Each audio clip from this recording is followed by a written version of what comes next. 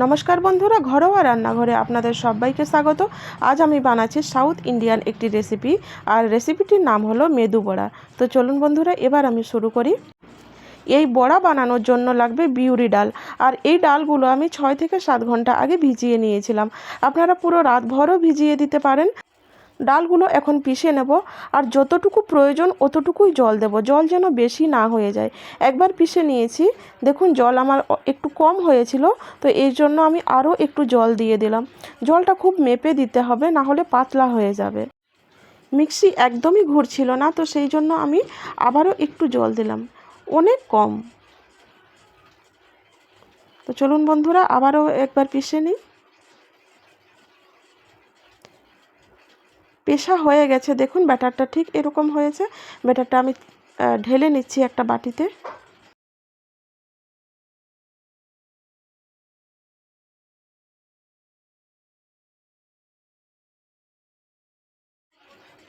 একটু আদা গ্রেট করে নিচ্ছি, সামান্য কিছু মশলা অ্যাড করব, দিলে স্বাদটা আরও ভালো হবে।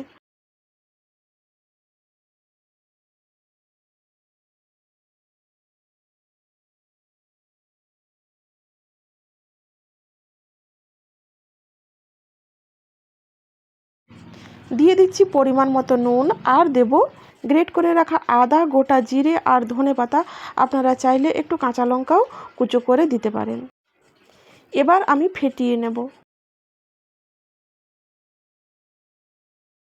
দেখুন এইভাবে আপনারা ফেটাতে থাকবেন, 10 থেকে 15 মিনিট পর্যন্ত এইভাবেই ফেটাতে থাকবেন। যত ভালো করে ফেটাবেন ততই ভালো মেদু বড়া সুন্দর সুন্দর হবে। আর কিভাবে বুঝবেন যে ব্যাটারটা খুব সুন্দর ফেটানো হয়েছে, চলুন দেখিয়ে দিই। একটা বাটিতে জল নেবেন, আর একটু ছেড়ে দেখবেন, যদি ওপরে ভেসে যায় তাহলে জানবেন ব্যাটারটা খুব সুন্দর করে ফেটানো হয়েছে। দেখুন কত সুন্দর, জলে ছাড়লেই ওপরে ভেসে আসছে, মানে খুব সুন্দর হয়েছে। এই ব্যাটারটা আমি 5 থেকে 10 মিনিট আবারও আমি রেস্টে রেখে দেব। 5-10 মিনিট পর আমি ফিরে এলাম, আর হাতে আমি জল নিয়ে নিলাম, মানে হাতটাকে জলে ভিজিয়ে নিলাম। দিয়ে একটু একটু করে এরকম বলের মতো করে নেব, আর মাছটাকে গর্ত করে দেব এইভাবে। আগে থেকেই আমি কড়াইয়ে তেল গরম হতে দিয়েছিলাম, দিয়ে একে একে এরকম বানিয়ে ছেড়ে দেব। একটু খেয়াল রাখবেন যাতে হাতে বেশি জল না লেগে থাকে, না হলে যখন গরম তেলের মধ্যে বড়াটা ছাড়তে যাবেন তখন গরম কড়াইয়ে জল পড়ে তেল ছিটকে আসতে পারে, আর ফোসকা হওয়ার ভয় থাকতে পারে।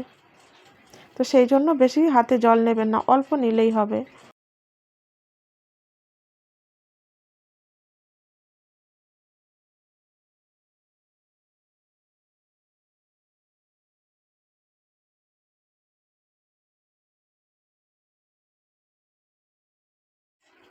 এই দেখুন বন্ধুরা, খুব সুন্দর হচ্ছে আমার মেদু বড়া।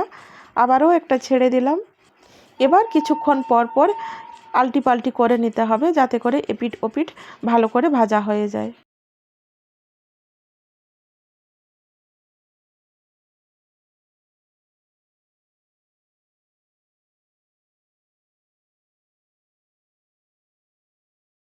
দেখুন আপনারা দেখেই বুঝতে পারছেন বড়াটা খুব সুন্দরভাবে ভাজা হয়ে গেছে। এখন আমি তুলে নিচ্ছি। আমি আবারও কতকগুলো বড়া ভেজে নেব। দেখুন বন্ধুরা, বড়াগুলো কত সুন্দর হচ্ছে। রবিবার সকালে জলখাবারে এই বড়াটা বেশ ভালোই হয়, আর অনেক কম উপকরণে হয়ে যায়।